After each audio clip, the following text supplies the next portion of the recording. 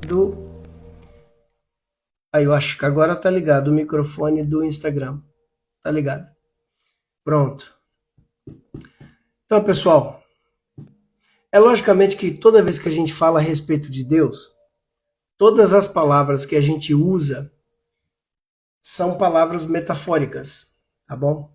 A gente não tem esse pensamento de que Deus ele é capaz de se alegrar, de sorrir, de ficar triste, de se irar, de ser pego de surpresa. Deus não é capaz de ficar assustado, se arrepender.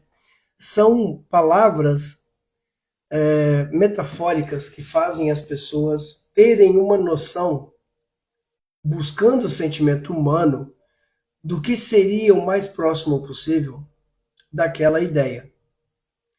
Um exemplo muito conhecido, notório, é o texto de Gênesis, capítulo 6, quando Deus fala: e o Senhor se arrependeu de ter feito o homem. Claro que Deus não se arrepende.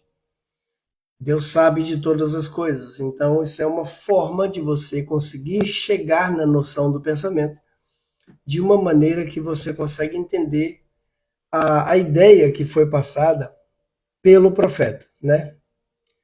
Tem um outro texto também em Gênesis que fala assim: e Deus se lembrou que Noé estava na arca. Aí eu te pergunto, por acaso Deus se esquece? É lógico que não. Deus não se esquece de nada. Mas o mesmo verbo que significa lembrou, ele também significa fez menção, mencionou. Então a melhor tradução seria: e Deus mencionou Noé, ou seja, Deus falou, né? Todas as palavras que nós podemos utilizar de uma forma humana para poder chamar atenção para um sentimento relativo a Deus é uma metáfora, é uma forma de trazer Deus a... Eita, lembrar-me depois. Está pedindo para atualizar. Não, não vou atualizar agora não. É uma forma de trazer Deus para perto da noção do ser humano. Então, quando a gente brinca, né, fala, o que é que faz Deus sorrir? Logicamente que Deus não sorri, porque Deus ele já sabe tudo o que você vai fazer desde o primeiro dia de vida até o último dia de vida. Ele já sabe de todas as coisas. É por isso que o sacrifício de Jesus, segundo diz na carta aos Hebreus, é único, exclusivo, eficaz e duradouro.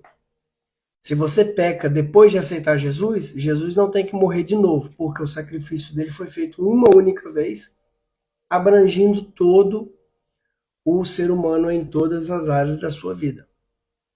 Mas é uma forma interessante de você entender, né? Colocando assim, de uma forma ser humano de falar, o que que faz Deus ficar feliz? Pensando assim, o Salmo 119, 135, Salmo 119, versículo 135. Se você que está aqui no Instagram está assistindo gravado, no YouTube, no Facebook está gravado, pause o vídeo, leia na sua tradução favorita. Eu estou usando aqui a nova NVI, linguagem português, e eu gostaria que você lesse na sua versão favorita, sua versão de costume, e depois a gente discute o texto em apreço. Salmo 119, versículo 135 diz assim: faze o teu rosto resplandecer sobre o teu servo e ensina-me os teus decretos. O que isso quer dizer? De uma forma muito abrangente, dá licença aqui que eu vou tomar uma água.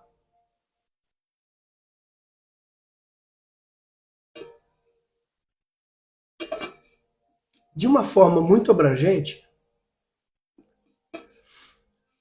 os salmos eles fazem parte também do que é conhecido para os judeus de a lei, a Torá. Também é colocado dessa forma, como sendo a Torá. Então, ainda como sendo colocado como lei, a lei de verdade, a lei que o povo povo fazia naquela época, nós temos então como é que se diz? A palavra dos Salmos como sendo uma instrução. A palavra Torá significa instrução. Então, quando ele diz aqui, ensina-me os teus decretos, nós temos que ter em mente que é um povo que fala numa época em que a Torá era vigente, porque a Torá, a lei, ela foi entregue para o povo judeu, ela foi entregue para os filhos de Israel. Então, todas as leis, decretos e todas as coisas referentes à lei do Antigo, o que nós chamamos Antigo Testamento, que na verdade é a Torá de Moisés, né? Fazem menção dos 5 primeiros livros de Moisés. Então, para nós, nesse texto, como nós não estamos vivendo mediante a graça de Deus e nós não precisamos cumprir os ritos e os mandamentos da lei mosaica para ser aceito por Deus, nós então trazemos esse texto como um lembrete, como um princípio, uma palavra de fé, não como uma ordenança ou como um decreto, né, como está escrito aqui. Mas quando Deus ele faz resplandecer sobre nós o rosto, é um sinal de que ele está olhando fixamente para nós. Já vai, Maria? Vai fazer o bolo de abacaxi? Vai lá, depois você volta. Significa que ele está olhando para nós, certo? Está com os olhos fixos na sua criação. Depois nós temos um outro texto, que aí sim agora vamos falar diretamente da Torá, no livro de Bamidbar, ou seja, Números, capítulo 6, versículo 25. Números, que é o 4º livro da Torá, né? Você tem Gênesis, Êxodo, Levíticos, Números e Deuteronômios. São os nomes escritos em português para a Torá de Moisés. Em hebraico a gente chama de Bereshit, Shemot, Vaikra, Bamidbar e Devarim. Então aqui, no Números, capítulo 6, versículo 25, nós temos uma parte da bênção sacerdotal que era recitada para os filhos de Israel durante algum processo, ou seja, quando eles saem para a batalha, quando eles tinham alguma bênção, alguma festa, quando eles faziam alguma coisa inesperada ou simplesmente quando eles faziam também alguma celebração ou algo do tipo, quando tinha alguma importância, né? A bênção toda ela começa do versículo 24, você conhece bem. O Senhor te abençoe e te guarde, o Senhor faça resplandecer o seu rosto sobre ti e te conceda graça. O Senhor volte para ti o teu rosto e te dê paz. Assim eles invocarão meu nome sobre os israelitas. Tá vendo como é que a palavra é focada? A palavra é dita para um povo, é focada para eles. Vocês colocarão meu nome sobre os israelitas e eu os abençoarei. Quando eu ia na sinagoga, todos os sábados, depois do serviço da Torá, eles fazem essa bênção, porque é uma sinagoga de costume sefaradita. Sefarade compreende o que era a Espanha e Portugal. Então, todos os judeus que fugiram da Espanha e Portugal para algum país, eles são considerados como judeus sefaraditas. A palavra Espanha, em hebraico, a gente fala sefarade. Então, eles faziam a bênção. Toda vez que acabava, né, a celebração, né, da Torá, a gente falava elevação da Torá. Então, eles falavam assim, Eivarecha Adonai veishmerecha, Yaecha Adonai panav elecha vichuneka, Issa Adonai panav elecha veyasem lecha shalom. Essa bênção para os judeus Askenazi ou Lituani, que são mais o povo da Alemanha, Polônia, Rússia, desse norte, né? Ou seja, norte-leste europeu, eles só fazem a menção desta bênção nas festas ou em Yom Kippur. Já o Sefarade não. O Sefarade ele faz ela em todo sábado. Todos os sábados tem essa bênção. Mas o texto que eu queria que você colocasse no seu coração é o 25, que é o correspondente do que nós acabamos de ler em Salmo 119, 135. E ele diz lá, o Senhor faça resplandecer o seu rosto sobre ti e te conceda a graça. Então nós já falamos a respeito disso. Deus trouxe sobre nós a graça de Deus. Quando você lê João capítulo 1, os versículos de 1 até o 14, você vai ver que Jesus ele é o ambiente onde a graça de Deus habita, né? O apóstolo diz: nós vimos a sua glória, a glória como a de um unigênito do Pai, cheio de graça e de virtude. O que isso quer dizer? Quer dizer que nós, quando nós fomos feitos imagem e semelhança de Deus, nós fomos feitos cópias de Cristo, né? Jesus tem um corpo físico, é o corpo onde a graça de Deus habita. A plenitude, né? Paulo, quando escreve a Colossenses, ele fala que a plenitude de Deus habita no corpo, corporalmente, em Jesus. E o que faz então Deus se alegrar? Vamos entrar de cabeça nessa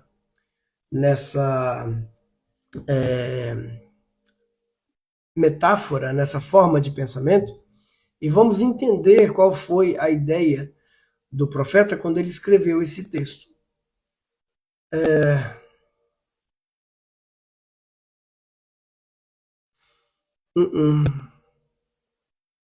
Eu acho que o texto vai ficar... Peraí, deixa eu ver o que eu faço aqui. Ok. Eu vou precisar modificar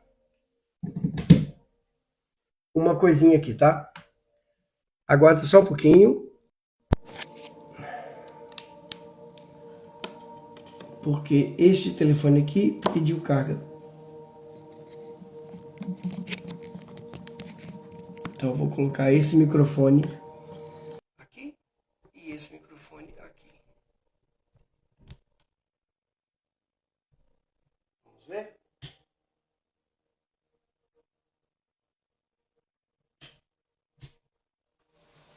Ok. Agora ligou. Que esse microfone que eu estou usando aqui, eu tenho uma porta, uma entrada para poder fazer a recarga automática. E esse aqui não tem. Então eu tive que trocar um por outro. Tá bom? Tá tudo bem aí? Conseguimos entender? Sem querer, o que foi sem querer que eu não entendi? E o irmão Raul falou sem querer. 80-80, o que é isso? Não sei o que é. Tudo bem, ok, vamos lá. Tá, o som ainda tá bom? O som tá legal? Consegue se ouvir bem? Digam aí qualquer coisa. Tá bom, né, o som? Ok. Sua mais importante tarefa é descobrir como agradar a Deus. Isto é, como nós falamos, uma metáfora. Ô Maria, o bolo já está pronto, manda aí para nós então. Um bolo, que gostoso, com um cafezinho, que bom. Mas eu agora já não posso mais comer. Amanhã eu vou fazer exames, não posso comer. Logicamente que isso é uma metáfora, pessoal. É Deus, descobrir como agrada a Deus. Nós não precisamos descobrir como agrada a Deus, porque Deus sabe de todas as coisas, né? Quer a receita? O irmão Raul está querendo a receita aí. Deus já sabe de todas as coisas, então nós não precisamos saber como agradar a Deus, porque a palavra fala que antes que uma frase venha na minha cabeça, antes que eu forme a palavra para poder falar, Deus já conhece toda a minha intenção. Então é uma metáfora, tá bom? Agora nós vamos falar Efésios capítulo 5, versículo 10.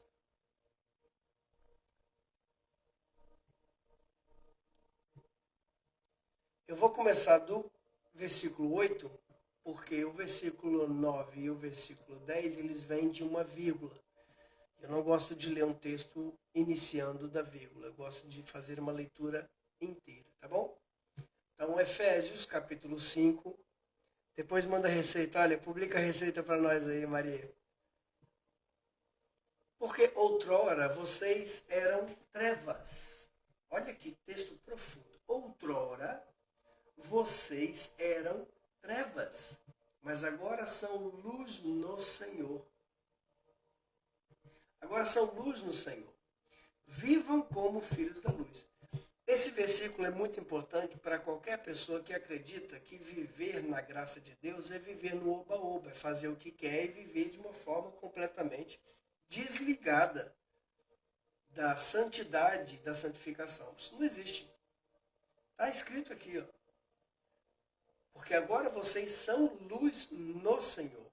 Então vivam como filhos da luz, vírgula. Pois o fruto da luz consiste em toda bondade, justiça e verdade. Graça e paz aos atrasados. Cheguei, Brasil. Cheguei, atrasado. Efésios capítulo 5, deixa eu aparecer aqui o bagulho, como é que é o nome daquilo? Olha, tem 4 minutos para poder cumprir essa tarefinha aí desse bicho aqui, ó, do Hurt Me. Irmã Fernanda, seja bem-vindo.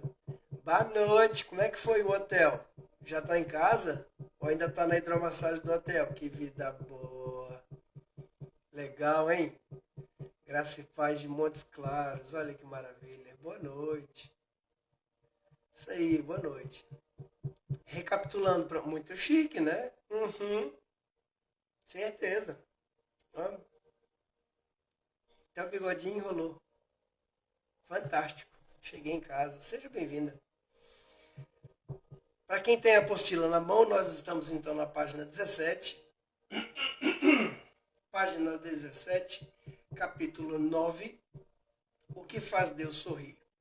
Já falamos do texto de Salmos, já falamos do texto de Números. E vocês que chegaram atrasados perderam eu fazer a bênção sacerdotal em hebraico. Tá bom? Vocês perderam. Não vou fazer de novo. Só se me oferecer bolo. A Maria já me ofereceu bolo aí. Ah, pois é, vocês perderam a bênção sacerdotal em hebraico. Ó. Diz a tradição que quando tinha o grande templo lá de Salomão, os sacerdotes, os Koanim, eles ficavam nas escadas da Porta Formosa.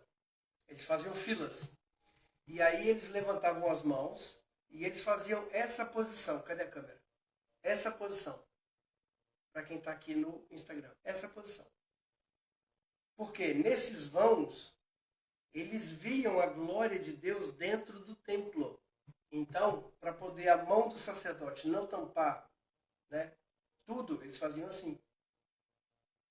Esse sinal.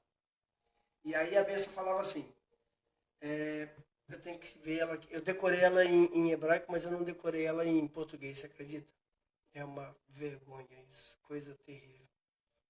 Versículo 23. Então, aí eles falavam assim. Eles faziam assim com a mão, chegar mais para trás para poder pegar no Instagram também. E eles falavam, Ivarecha Adonai veishmerecha, Yaecha Adonai panavelecha vechuneka, Issa Adonai panavelecha veyasem lecha shalom. Aí em português está escrito lá, o Senhor te abençoe e te guarde, o Senhor faça resplandecer o seu rosto sobre ti e te conceda graça. O Senhor volte para ti o seu rosto e te dê a paz. Era um hábito eles fazerem isso nas festas, né? Depois nós falamos aqui a respeito do costume Askenazi ou Lituani de fazer essa bênção única e exclusivamente nas grandes festas ou em Yom Kippur, mas os Sefaradi, que são os judeus descendentes da linhagem da Espanha e de Portugal, eles fazem toda vez. A sinagoga que eu visitava, eles faziam no final de cada aula, de cada reunião, né? Eles não falam culto, eles falam reunião. Então, estávamos lendo aqui Efésios capítulo 5, versículo 10, quando as senhoritas chegaram. Então eu estava comentando aqui o versículo 8. Porque outrora vocês eram trevas, mas agora são luz no Senhor. Vivam como filhos da luz. Temos que viver como filhos da luz. Exprimir, demonstrar. Fazer com que seja notável a luz que vem de Deus. Pois o fruto da luz consiste em toda a bondade, justiça e verdade. Certo? E o versículo 10. E aprendam a discernir o que é agradável ao Senhor. Como nós dissemos, logicamente que Deus ele não precisa ser agradado. Deus sabe de todas as coisas. É uma metáfora para que o apóstolo consiga colocar na cabeça das pessoas, as pessoas consigam entender que nós precisamos fazer coisas boas porque nós somos filhos da luz. Nós vivemos, não é, nessa vida de luz. Nós precisamos dar frutos da luz, como o texto disse aqui. Então, quando você faz alguma coisa desse tipo, quando você santifica o nome de Deus, quando você demonstra a glória e a graça de Deus no ser humano, você faz aquilo que agrada a Deus, né? A gente antigamente falava assim, mas você desse jeito aí, você não está agradando a Deus, não. Você está, como é que é? Vigia para você nos agradar a Deus. Como se Deus fosse pego de surpresa. Logicamente que Deus não é pego de surpresa, né? Deus é onisciente. Mas quando nós falávamos aqui a respeito de Noé, Noé era um homem que tinha contato com Deus. Ele tinha uma intimidade com Deus. E o que consiste essa intimidade? Nós cremos que Deus ele vê tudo, ele vê todas as coisas, né? Nós sabemos que Deus vê todas as coisas. A oração do Pai Nosso, que foi ensinada no capítulo 6, fala exatamente isso. Quando você quiser orar, você vai para o teu quarto, fecha a tua porta e ora a Deus em secreto, porque em secreto o seu Pai te ouve, o seu Pai te contempla. O mais engraçado é que o texto fala, o seu Pai te vê. Olha que coisa fantástica, o seu Pai te vê. Mas se eu estou orando, seria bom que ele me ouvisse, né? Ele não precisa te ouvir, ele sabe de todas as coisas. Nós oramos por intimidade, nós queremos falar. Nós somos filhos que querem intimidade com o Pai. Mas Deus ele vê, porque ele sabe dentro do teu coração se o que você está falando condiz com a sua forma de viver. Se a tua oração ela condiz exatamente com o que está na tua cabeça. Eu sempre falo isso quando a gente prega a respeito de oração ou algo do tipo lá na igreja, e a gente fala a respeito do texto de Jacó e Isaac. Quando Isaac, sim, amém, ele nos vê mesmo, nos escuta também, claro. Quando Isaac ele recebe a visita de Jacó, ele fala assim, olha, me aproxima de você para que eu possa sentir você com as mãos. Então, nesse momento, quando Isaac apalpa o seu filho, Jacó, que está vestido com as roupas, né, do Esaú, nós já falamos a respeito dessas roupas também, que não eram qualquer roupas comuns. Nós falamos a respeito desse momento em que ele está camuflado debaixo daqueles tecidos com os pelos. O Isaac, ele solta uma frase profética muito forte. Ele diz, a voz é a voz de Jacó. Kol Yaakov. A voz é voz de Jacó. Mas as mãos são mãos de Esav. Veiad Yadayim Esav. O que isso quer dizer? Que aquilo que sai da boca não é o que você está realizando. Mãos é sinônimo de realização. E voz é sinônimo de palavra. Então, quando a sua voz ela condisser com o que as mãos fazem, quando o seu intento for igual ao que realmente você faz, aí vai haver uma plenitude. Aí vai haver uma bênção sem desconfiança. Então, quando é que a gente pode dizer que a gente faz algo para agradar a Deus? Quando nós somos verdadeiros. Quando nós somos prestativos. Jesus ele citou um texto maravilhoso. Se você tem aí agora uma Bíblia que não tem concordância digital, eu quero ver você achar Oséias, capítulo 6, versículo 6. Vai, vamos lá. Eunice, bem-vinda. Deus abençoe. Boa noite.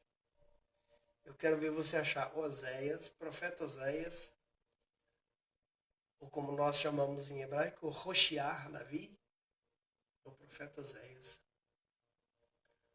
O que Deus pede do povo? E Jesus ele usa essa frase. Ele fala claramente esse texto quando ele está na casa de não dá para eu olhar, estou no ônibus, tá bem? Então só escute. Oséias, capítulo 6, versículo 6. Jesus fala isso quando ele está no banquete da casa de Levi, o Mateus, e ele fala: eu desejo misericórdia e não sacrifício, conhecimento de Deus em vez de holocaustos. Nós sabemos que todo sistema ritual ele foi implantado para fazer as pessoas retornarem a Deus. É por isso que arrependimento em hebraico é chamado techuvá. A techuvá é uma ordem, retorne. Em grego, a palavra arrependimento é metanoia, que é a mudança de sentido.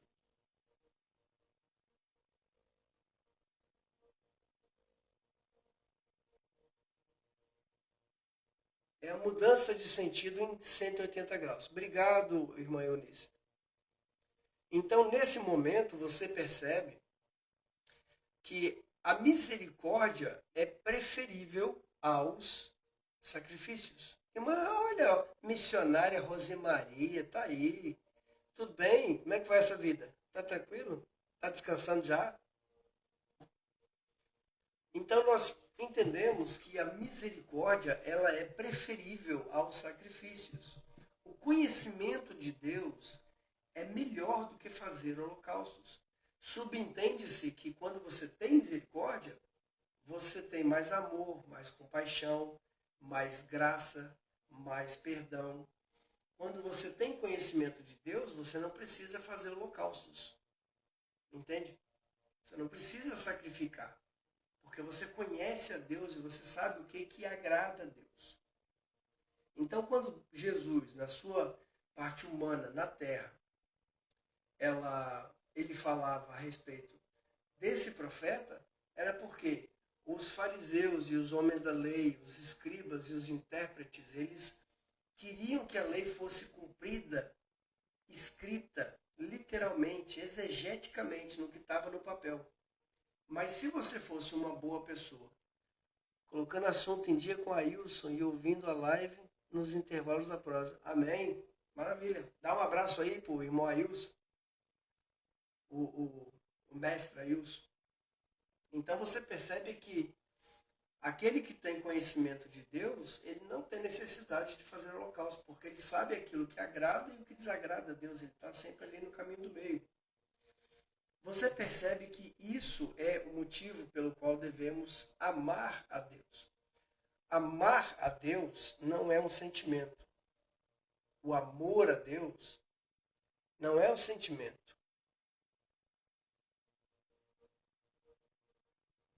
Vejam aí, se cair a internet, vocês me falam, tá? Porque eu recebi aqui um comunicado que a ligação da internet está instável. Por que isso não é um sentimento? Não é um sentimento única e exclusivamente porque é uma ordem. Precisamos amar a Deus. Entende?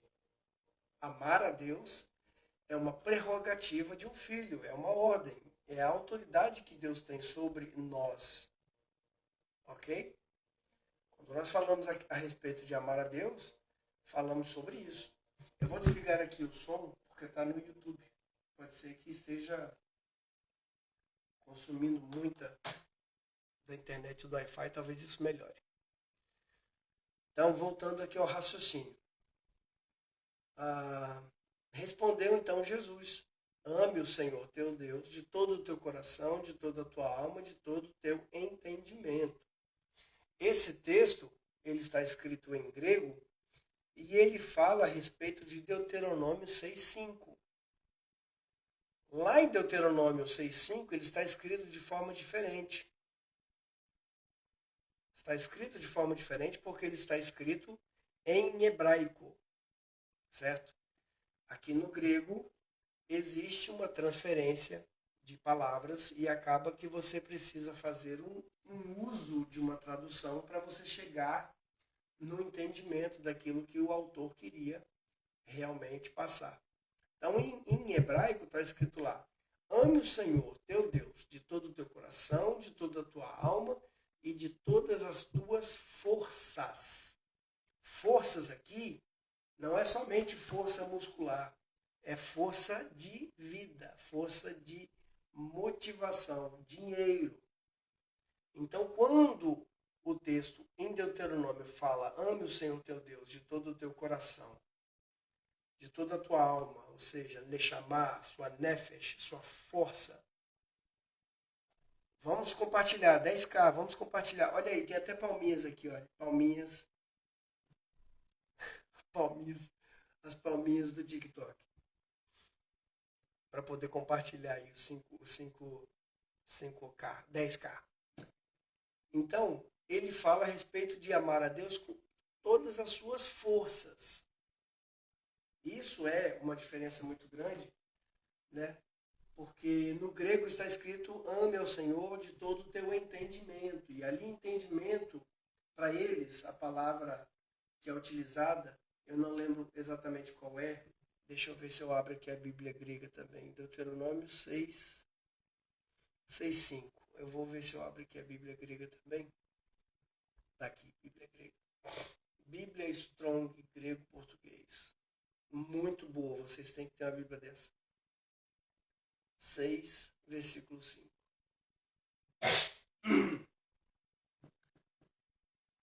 Amarás, portanto, o Senhor teu Deus de toda a tua alma.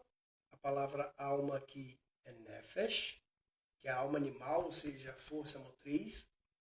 De todo o coração, que é levav, que é o peito, o coração mesmo, o batimento cardíaco. E a palavra força está aqui, meod, que significa força, poder, abundância, excessivamente, força, imensamente, muito, né? Ame muito a Deus, ame muito. E no texto que a gente estava usando em grego, está lá em Mateus, qual que é o texto? Deixa eu ver aqui que eu já esqueci. Está lá em Mateus. Ai, gente. 8, 9. Mateus 22, 37. Mateus 22, 37, que está escrito em grego. Vamos ver como é que está lá agora a palavra. Mateus 22, versículo 37.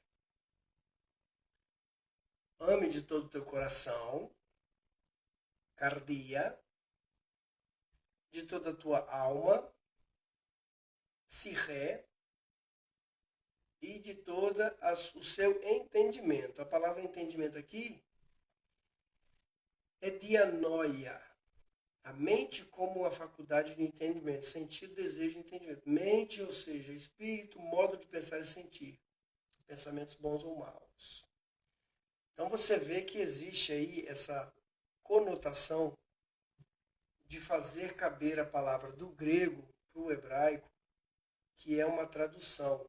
Você sabe disso, nós já falamos a respeito do hebraico e do grego aqui. E quando a gente fala a respeito da confiança que nós temos em Deus, fazer batalha, vou nada, que já são 23h44, amanhã eu tenho que fazer um exame, fazer exame cedo. Então eu preciso dormir, porque eu não posso comer nada até amanhã, 10 horas da manhã. Terminando aqui eu vou mimir. Tá bom? Fazer exame de sangue. Fazer exame de sangue para ver como é que está a máquina. Mateus então falou a respeito do amor, do entendimento, falou da noção do conhecimento, louvar a Deus com tudo que você tem. Tadinho, né? Vai morrer, coitado. E é engraçado como é que a palavra que é utilizada aqui a respeito de, de conhecer a Deus, coloca-se como se fosse que você realmente agrada a Deus com isso, de que Deus fica surpreso, sabe? Quando você chega no Dia dos Pais e o filho bebê chega para você e fala assim: olha, tá aqui um presente. Ah, que bom, nossa, que maravilha. Você sabe quem vai pagar aquilo é você. Entendeu? Mas você fica feliz assim mesmo, né? Então Deus sabe, né? Ah, que bonitinho. Tá fazendo um holocausto para mim com o bicho que eu fiz. No altar de pedra que fui eu que fiz. Usando fogo que fui eu que inventei. Ah, que legal. Vai dar tudo certo em nome do Senhor. Sim, Senhor, vai dar tudo certo. Se Deus quiser. É que nós cremos e queremos. Então, o próximo texto que a gente vai ler está escrito em Deus. Ops, não, pera lá. Estou falando besteira. Está escrito em Hebreus, carta aos judeus messiânicos.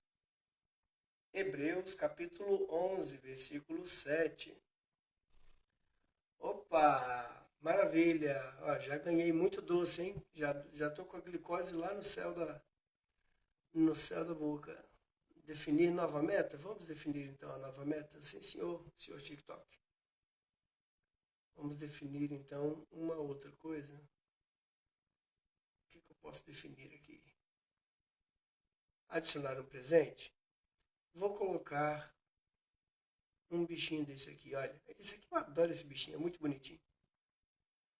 Pronto, está definida a nova meta. Só para poder não ficar aí sem meta, tá bom? Graça e paz, boa noite, pastor Samuel. Tudo bem? Aí é meu primo, olha lá, pastor Samuel. Que chique, rapaz. Como é que tá, Marilza? Tudo bem? Que maravilha. Deus abençoe tua vida aí. Então, como é que a gente consegue agradar a Deus, sendo que tudo aquilo que nós fazemos, tem um salmo que eu acho maravilhoso. E também está escrito em Isaías.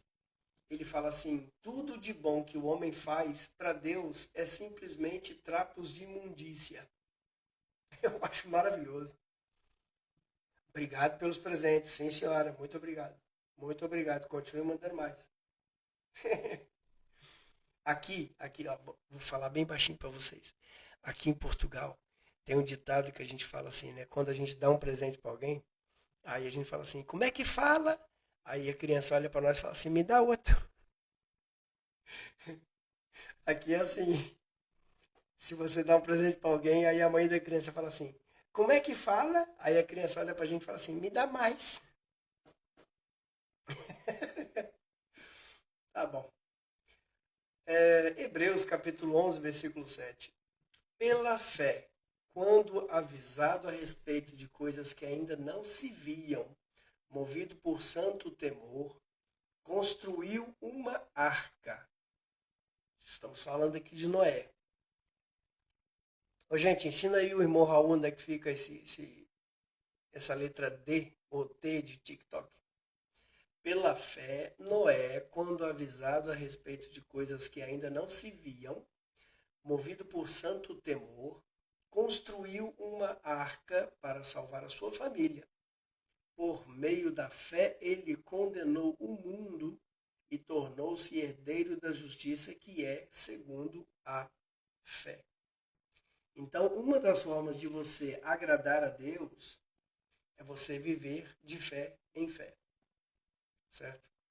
E o que é fé? A gente acha que fé é algo muito místico, a gente acha que fé é algo muito irracional. Ninguém sabe. Você vem aqui naquela parte, deixa eu ver, cadê meu dedo? Aqui assim. Aqui assim, tem um botãozinho de rosinha e do lado do botãozinho de rosinha tem um presente, tá? Tem um presentinho. Você clica nesse presente, aí o primeiro que vai aparecer nesse canto são os presentes normais. E depois o próximo botão é o presente exclusivo, porque eu sou uma pessoa muito exclusiva, tá entendendo? E aí você escolhe na galeria, tá bom? Que tá lá. Então, pessoal, a fé, se você pegar o texto em hebraico, toda palavra escrita em fé, está escrito imunar. A palavra imunar, ela vem do verbo imun. Ela vem de uma crença filosófica, não somente meramente filosófica, mas instrumental. Ou seja, é você crer e crer de uma forma tão forte que você faz as pessoas ao seu lado crer também. Você não tem isso só para você. É tipo uma letra D, irmão. Tipo a letra D. Fica do lado da casquinha de sorvete do joinha assim, ó. Entendeu? Em grego, a palavra traduzida para fé é pistes. É esse mesmo. Parabéns. Acredite ou não, isso aí é a letra T de TikTok. Não sei por que está assim, mas é.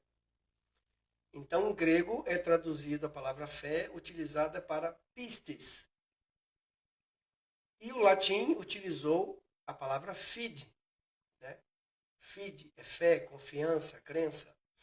Por isso que um dos 5 solas da Reforma Protestante de 1517 é sola fide, ou seja, somente a fé. Significa que nós somos salvos somente pela fé. Falamos que é J de invocar o Senhor Jesus. Também, tá bom. Então, é o J, ok. Mas é a letra T. Você pode ver que no símbolo do TikTok tá essa letrinha aí. TikTok. Entenderam? Então, uma forma de você viver, se você tem o interesse de agradar a Deus, por que eu uso aspas? É porque Deus ele é onisciente, ele sabe se a pessoa tem fé ou não. Então, ele não é pego de surpresa, né? Então, quer dizer, é você crer nele. Qual que é o primeiro mandamento para os judeus? O primeiro mandamento do que nós chamamos de como é que é? A Aseret Dibrot. São as 10 frases, os 10 ditos que estão gravados na pedra de safira. A primeira frase das 10 é: Eu sou o Senhor teu Deus, que tirei vocês da terra do Egito. À primeira vista não parece ser um mandamento, mas o sábio, o filósofo Maimônides, ele traduziu esse texto como sendo: você tem que crer em mim, porque eu sou o Senhor teu Deus que te tirou da terra do Egito. Ok? Então, a fé para o povo judeu, imunar, ou para o povo que vem do Novo Testamento escrito em grego, que é pistis, ou para qualquer um de nós que teve contato com a Bíblia em português, que veio do latim, que é fide, é você crer, é você depender, é você fazer com que a sua fé te mantenha dependente, preso. Imagina que você está numa enchente, você está passando por um momento difícil, você está num rio e você não é bom nadador. Então, como é que você consegue se salvar? Você vai procurar alguma coisa e você vê um tronco, uma árvore passando. E você nada desesperadamente em caminho, em direção àquele tronco. Aí eu te pergunto, quem é que garante para você que o tronco vai te aguentar? Quem garante para você que o tronco ele vai estar lá firme e forte para segurar você e você não se afogar? Esse sentimento que você tem, essa entrega, essa luta até chegar ao tronco, essa devoção de se agarrar ao tronco como única salvação do rio, ela é a emuná, ela é a fé, a pistis, ela é a fidelidade. Então Deus, como é que você pode dizer que você agrada a Deus? Você não vê, você não ouve, você não tem contato físico com Deus, porque tecnicamente, fisicamente, Deus não existe. Você tem a presença do Espírito de Deus em você. E você se apega a isso de forma racional, de forma mentalizada, com a sua fé. Isso é fé de verdade. Conseguiu entender a diferença? Isso é uma fé que agrada a Deus. Tem um texto que diz assim: para aqueles que querem agradar a Deus, né? É necessário que creia que Deus existe e que Ele é galardoador daqueles que o buscam. Isso é uma fonte que nós temos de certeza.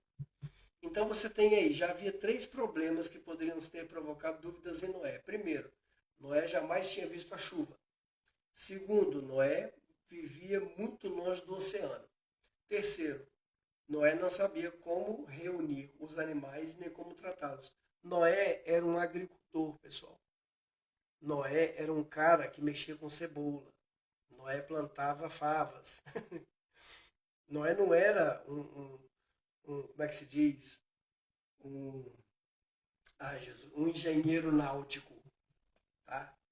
Vocês já viram o tamanho da arca que ele fez? É quase 150 metros, cara. É 30 metros de altura, é uma coisa bizarra, é muito grande. Mas Noé não era um engenheiro de tecnologia naval. Ele plantava cebola, ele era um cara do campo. Ele demorou 120 anos para poder concluir aquela arca.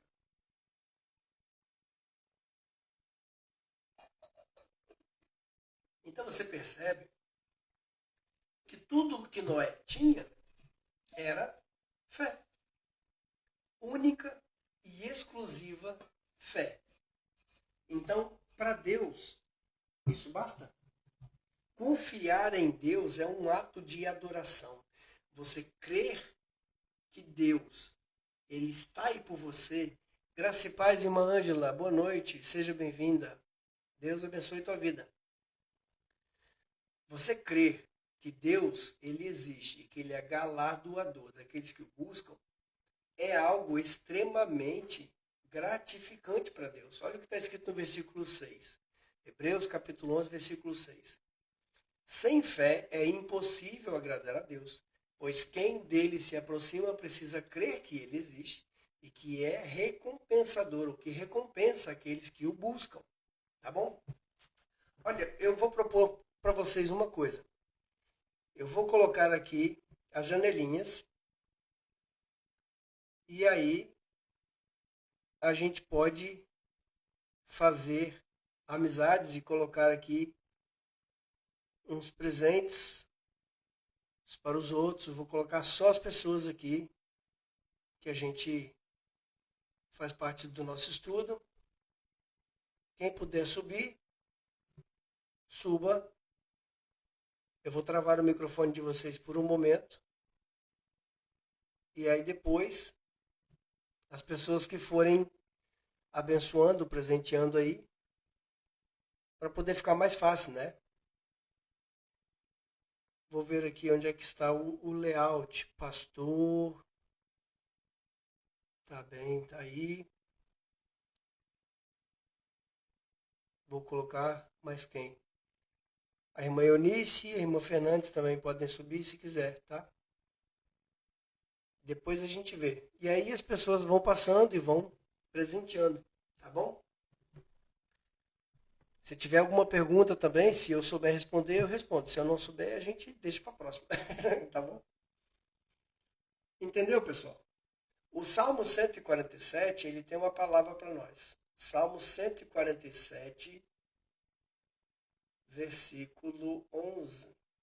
Salmo número 147, versículo 11.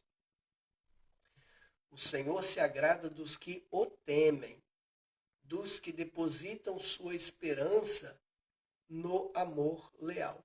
Então você percebe que Deus ele tem em nós uma fé. Ele acredita no nosso potencial e ele faz com que nós possamos viver então de fé em fé, de forma a agradar a Deus. Porque quando você abre, por exemplo, Efésios capítulo 2, versículo 10, ele vai dizer para você, até mesmo as boas obras que você pratica, elas vêm para você em forma de galardão. Ou seja, Deus, ele fez você, aí você pecou. De repente, Deus ele cria um plano de salvação e salva você do seu pecado, daquilo que você fez, do seu erro. Ele salvou você. E de repente, tudo aquilo que nós fazemos é feito para que Deus possa nos presentear. Olha que interessante. Se você começa a ler do versículo 8, pois vocês são salvos pela graça, por meio da fé. Isto não vem de vocês. É dom de Deus, ou seja, é um presente. O grego está escrito charis. É uma graça. É dom de Deus. Não por obras, mas, não por obras para que ninguém se glorie. Nós sabemos que o mérito da salvação ele é único, efetivo, exclusivo de Jesus, o nosso Messias.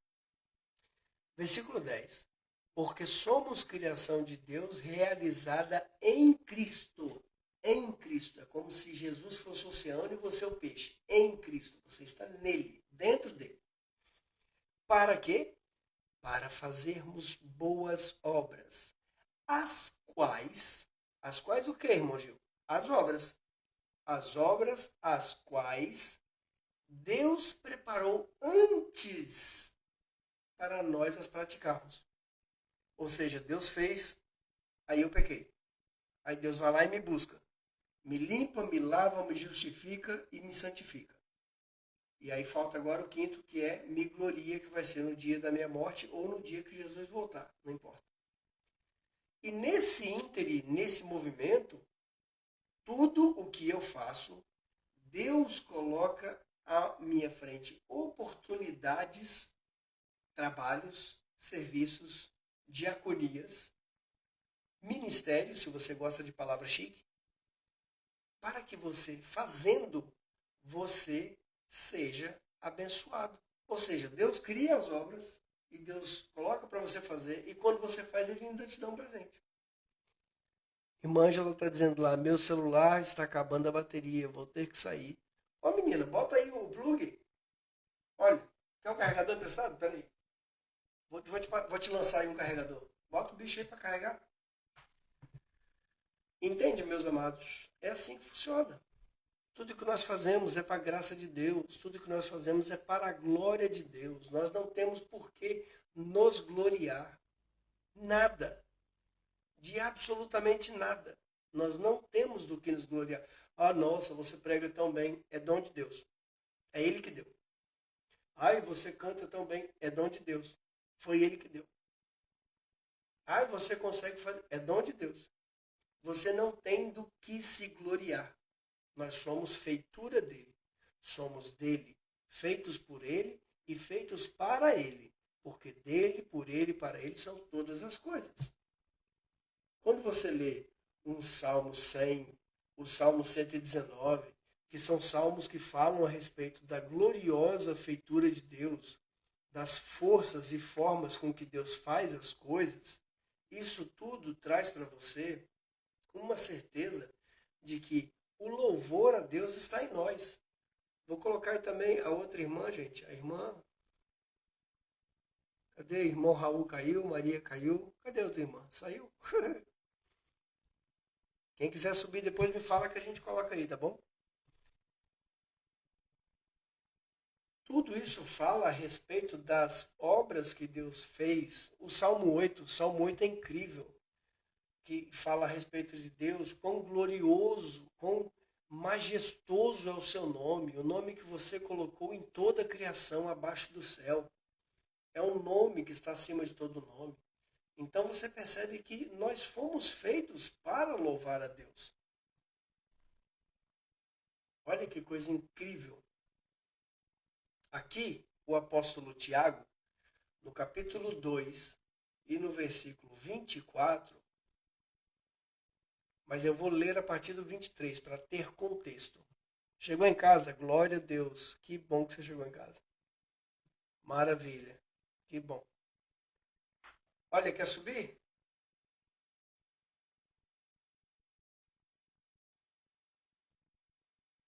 Vamos subir para você fazer parte? Se puder, sube cá. Suba. E aí a pessoa vai passando e vai dando um presentinho. E vai curtindo. Quem sabe, né? Qualquer dúvida, se quiser perguntar alguma coisa, abre o microfone e pergunta, tá bom? Versículo 23, olha, Tiago, capítulo 2, versículo 23. Cumpriu-se assim a escritura que diz: Abraão creu em Deus, e isto lhe foi creditado como justiça. E ele foi chamado amigo de Deus. Vejam que uma pessoa é justificada por obras e não apenas pela fé. Está falando aqui das obras que provêm da sua fé, porque nesse contexto, o que o apóstolo Tiago está querendo dizer é que não adianta você dizer que crê em Deus e você se parecer com uma árvore sem frutos. Você se parecer com uma árvore que não dá frutos. E para que serve uma árvore que não dá frutos? Só serve para ser cortada e virar lenha. Então aqui ele está falando a respeito das pessoas que dizem ter fé, mas que essa fé é improdutiva. É uma fé que não produz, é uma fé que não avança, é uma fé que não te desloca da sua zona de conforto para poder fazer. Caiu da janela, ainda bem que é primeiro andar, né? Senão já quebrava logo o joelho. Vai, vou chamar de novo aí. Piadinha ruim. Então, o que está dizendo aqui? Está falando a respeito das obras. Eu também caí. Oh, meu Deus do céu. Gente, vocês têm que apertar o cinto, gente. Vocês não caírem e não quebrar o coco. Tá madura? Pois é, tá madura mesmo, né? Deixa eu aumentar o volume desse telefone. Isso, agora eu consigo ouvir. Tá bom? Eu coloco todos os microfones aqui no mudo, mas se quiser falar alguma coisa, fazer alguma pergunta, você pode abrir o microfone e perguntar, tá bem? E a gente vai gravar assim. Tá esquisito, né? Aqui também tá. Eu tô ouvindo dizer aí de umas tempestades solares que tá atrapalhando a internet de todo mundo. Então, nós precisamos ter isso em mente. Nós precisamos focar na palavra de Deus e fazer com que nós consigamos viver de forma digna. Eu adoro essa frase. Está no primeiro capítulo de Filipenses. Viver de forma digna do Evangelho. Para aquelas pessoas que olham para você, saberem que você é uma pessoa que pratica o Evangelho. O Evangelho não é um livro filosófico para você ler, encher a cabeça e ficar satisfeito. Ele é um livro que você vive na prática, que você cresce na prática. E isso é importante. Então, no Evangelho de João, capítulo 14, e no versículo 15, está dizendo aqui, Jesus fala assim aos apóstolos, né? Se vocês me amam, vocês obedecerão aos meus mandamentos. Ou seja, todas as instruções. Já já o irmão vai cair de novo, né? Tem que ter uma rede aí para poder segurar o irmão. Todas as instruções que Jesus deu a respeito da nova ordem. Lembrando que Jesus ele estava em vida, ele era judeu, falando com os judeus, vivendo na nação judaica para cumprir os mandamentos e a lei judeu. Tá? Então você tem aqui esse texto.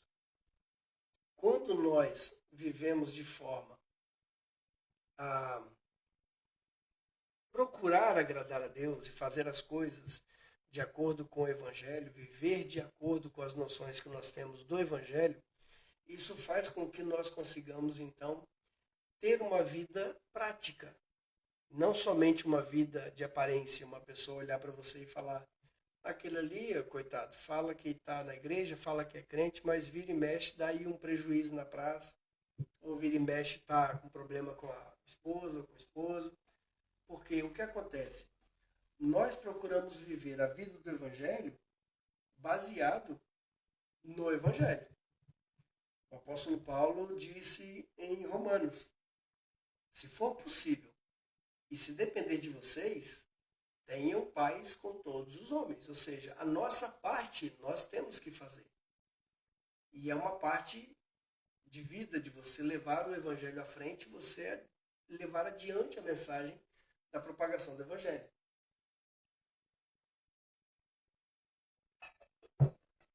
Olha, a irmã Teresa faltou hoje, né? A irmã Teresa nos abandonou. Sumiu. A irmã Teresa não veio hoje.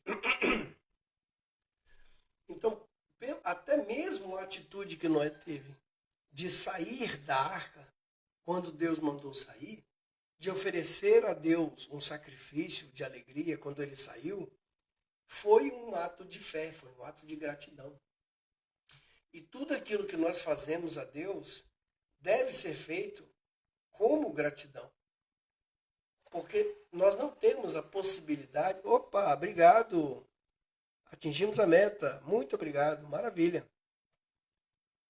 Ok. Maravilhoso. Olha aí. Vamos colocar uma outra metinha pequenininha para que a gente possa definir nova meta e para que a gente possa manter mais presente. Manter ativa. Agora vai ser uma casquinha de sorvete. Uma casquinha de sorvete. Vamos colocar uma meta mais baixa. 10 sorvetinhos. Para a gente poder ter a meta fixa, tá bom? Pronto. Então, pessoal, Hebreus capítulo 13, versículo 15, ele vai dizer para você o seguinte: por meio de Jesus, portanto, ofereçamos continuamente a Deus um sacrifício de louvor. Qual que é o sacrifício de louvor? É cantar um belo hino? É pregar bonito para gravar CD? Qual que é o sacrifício de louvor? É dar muito dinheiro numa instituição evangélica? O que é um sacrifício de louvor? É entregar a cesta básica e tirar foto para poder postar no Instagram, no TikTok? Qual que é o sacrifício de louvor? Está escrito ali, ó. Ofereçamos continuamente a Deus um sacrifício de louvor que é fruto de lábios que confessam seu nome. Obrigado, irmã Eunice. É isso mesmo. Bacana. A ideia mesmo é essa. A ideia é a gente contribuir. Vamos em frente. Entenderam, pessoal? O que é sacrifício de louvor? É você utilizar os lábios que confessam seu nome. Versículo 16. Não se esqueçam de fazer o bem e de repartir com os outros o que vocês têm, pois tais sacrifícios Deus se agrada. Viver a palavra do Senhor, né, irmão Raul? Entende? Então, quando você para pensar, o que Jesus disse a respeito de mandamento? O que ele falou a respeito de você viver uma vida? Você que não é judeu, você que não é judia, você que não vive de acordo com os 613 mandamentos de Moisés.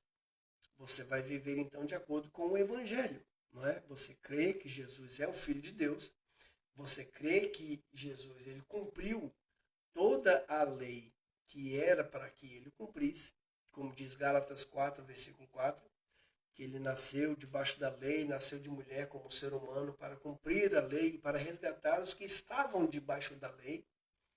Mas para nós que não tínhamos lei de Moisés, para nós que éramos gentios e vivíamos desgarrados como ovelhas que não têm pastor, ele disse isso aqui. Ofereçamos continuamente um sacrifício de louvor, que é fruto dos lábios que confessam seu nome.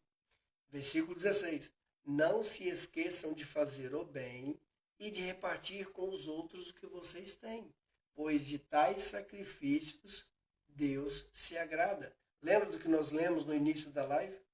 Oséias capítulo 6, versículo 6. Eu quero misericórdia, eu não quero sacrifício. Eu quero conhecimento de Deus, eu não quero holocausto. Deus disse isso ao seu povo.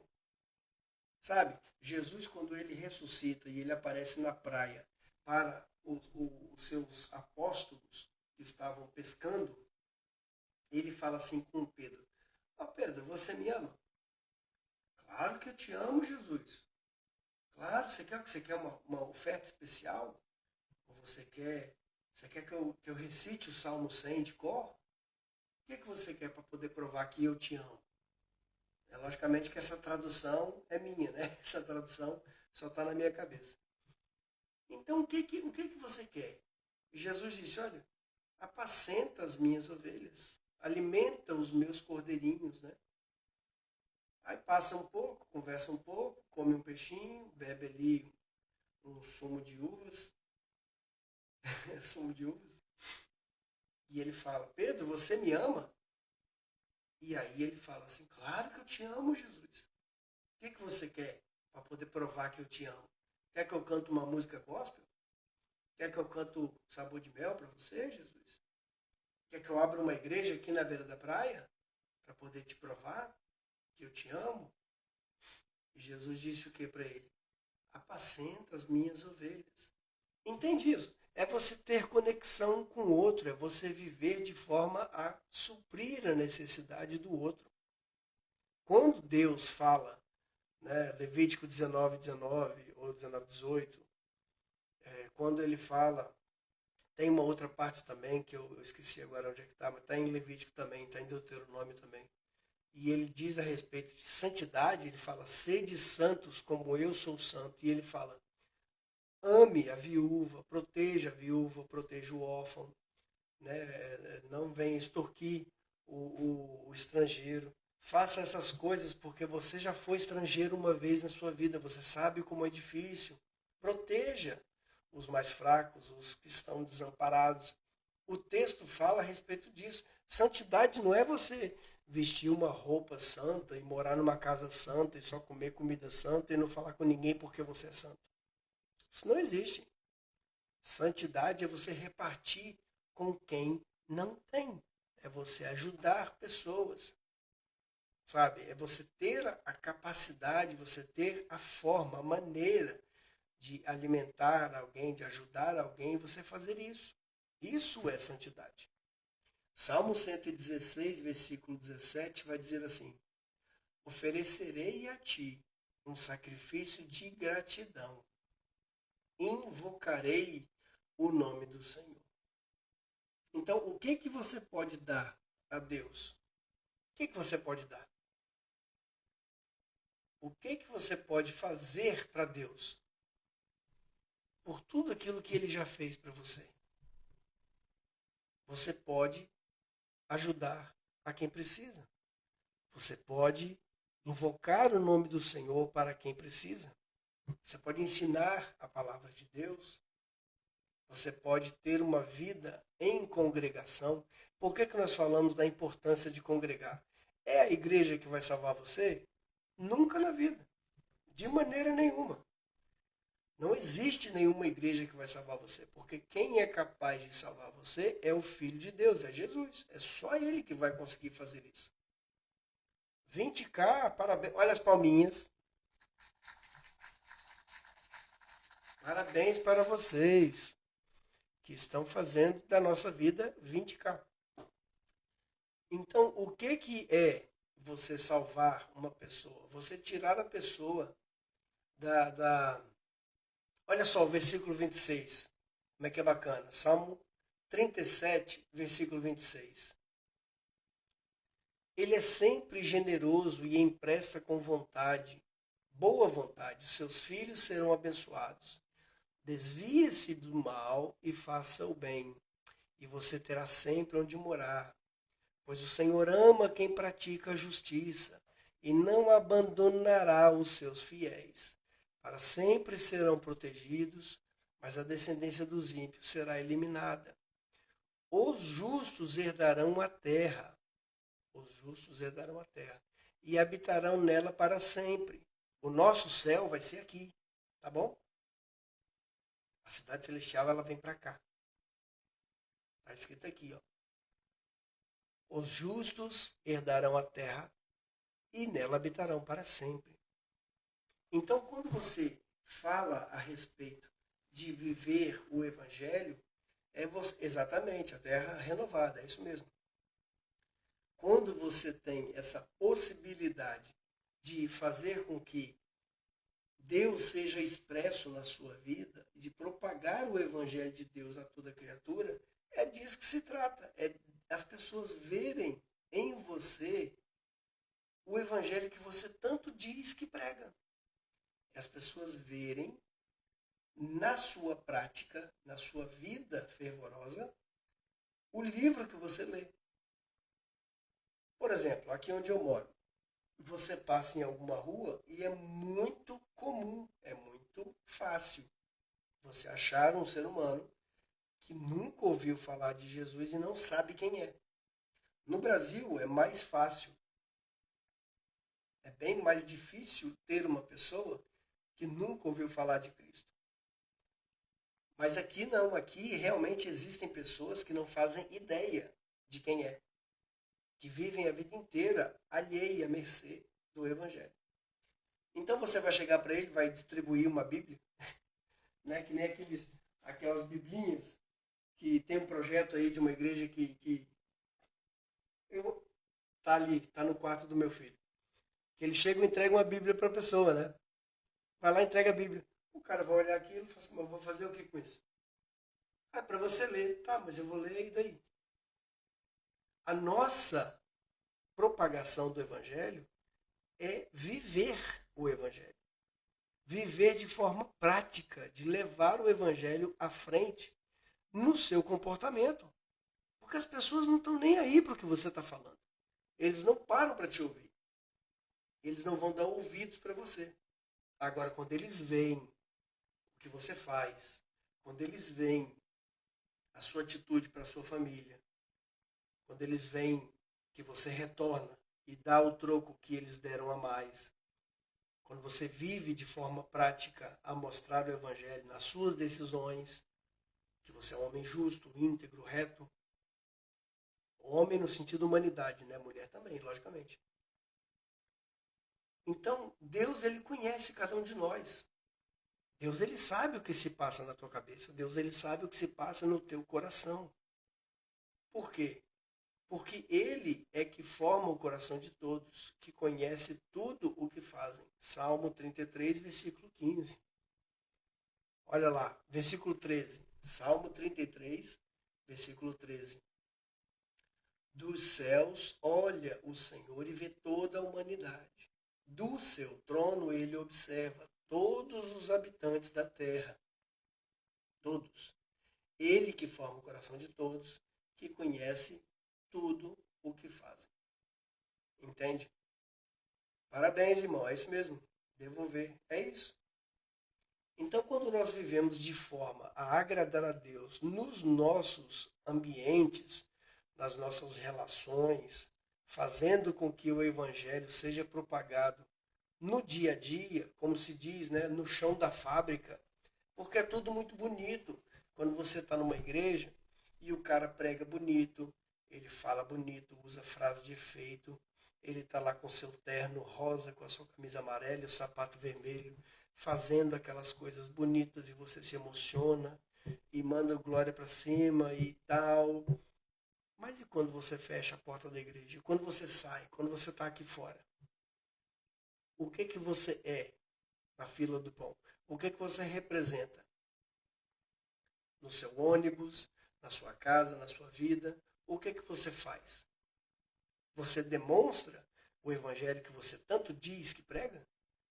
Você vive de forma digna do evangelho? Você faz as pessoas terem sede de Deus? Existe uma frase muito bonita que ela fala assim: se você bebesse das palavras que você fala, você seria nutrido ou você seria envenenado? Isso é muito legal, né? Se você pudesse beber das palavras que você fala, você seria nutrido ou você seria envenenado? Então cabe aí pensar.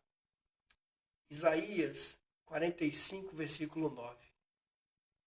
Ai daquele que contende com seu Criador, daquele que não passa de um caco entre os cacos do chão. Acaso o barro pode dizer ao oleiro, o que é que você está fazendo? Será que a obra que você faz pode dizer, você não tem mãos? Ai daquele que diz a seu pai, o que você gerou? Ou da sua mãe, o que você deu à luz? Então nós temos que reconhecer a nossa fragilidade, nós temos que reconhecer a nossa simplicidade. Isso faz de nós verdadeiros e isso faz de nós humanos. Entende? E eu poderia citar muito mais, poderia citar Salmo 103,14, poderia citar Salmo 147,11 e outros textos que a gente possa falar a respeito dessa oportunidade, dessa palavra, dessa pregação.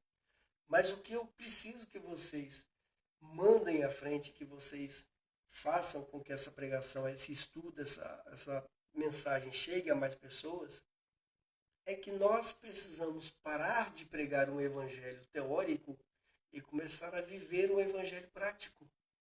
Fazer com que as pessoas elas vejam, elas consigam enxergar em nós a realidade, a verdade que nós acreditamos. Como disse Tiago, aqui a carta de Tiago que nós lemos. Tiago, capítulo 2, versículo 24. Ele fala assim: não adianta você ter fé se você não tem obras para demonstrar a sua fé. Você chegar para uma pessoa e falar, eu creio, eu creio. E qual que é o problema? É uma árvore sem fruto. Você está fazendo um discurso vazio, você não está cativando ninguém com a sua palavra. Então, para encerrar, o último texto que nós vamos ler essa noite, que você vai levar para o seu pensamento. Segunda carta de Paulo aos Coríntios, capítulo 5, versículo 9, para a gente encerrar. Já é 00:30.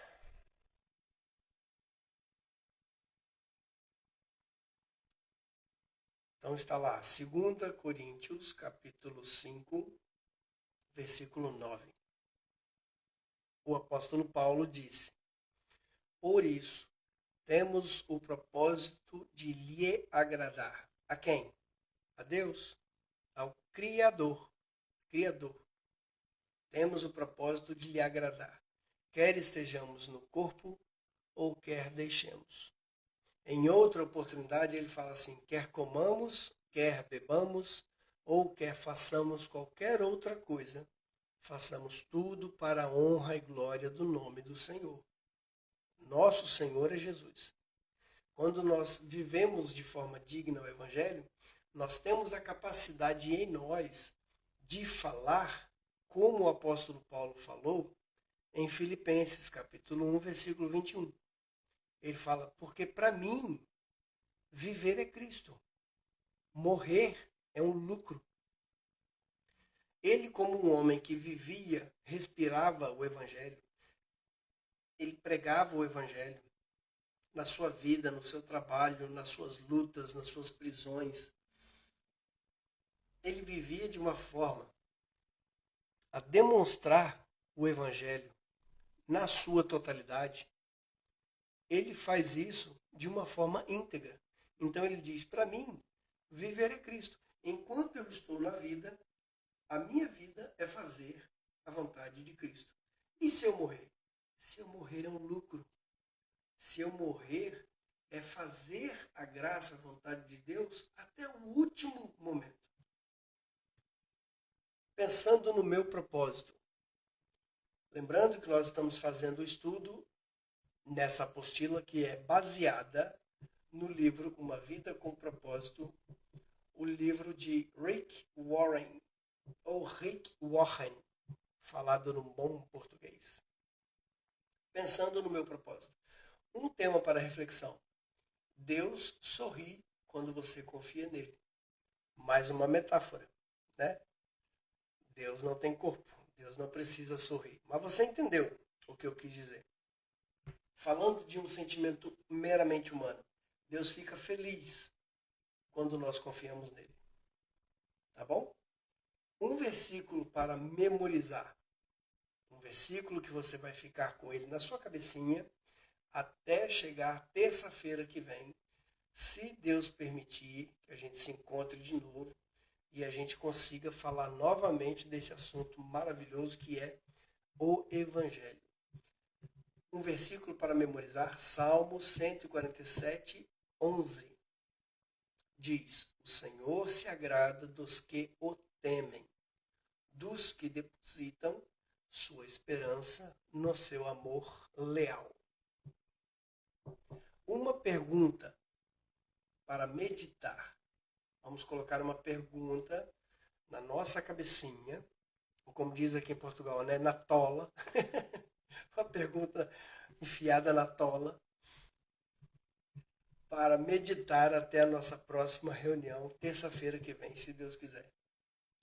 Considerando que Deus sabe o que é melhor para mim, em quais áreas da minha vida eu preciso confiar mais nele? Amém? Que bom que você ficou até aqui, que bom que você está presente. Fico feliz que você tenha me acompanhado. Lembrando que vai ficar gravado no Instagram, no Facebook e também, posteriormente, vai ficar gravado no YouTube da casa. E a gente vai fazendo assim a nossa propagação do Evangelho, falando do Evangelho, vivendo o Evangelho de forma prática, para que as pessoas possam ver em nós o Evangelho que a gente diz tanto acreditar. Amém? Vocês fiquem todos com Deus. Deus abençoe vocês. Uma boa noite. Até amanhã, se Deus quiser. A gente se vê lá para as 5:30 da manhã, no horário do Brasil, ou aqui em Portugal, às 9:30 da manhã. Boa noite a todos. Eu vou agora descer vocês para que vocês possam todos mimir. Mimir com Deus. Pronto, aí que beleza. Tá bom, pessoal? Se vocês aprenderam alguma coisa aqui hoje, passem adiante, ensinem para outra pessoa, levem o conhecimento. Durmam todos com Deus, Deus abençoe vocês. E a gente se vê na próxima, se Deus quiser. Até amanhã, tá bom?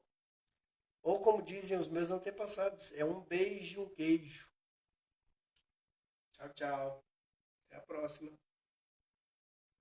Cadê o botão? Fecha.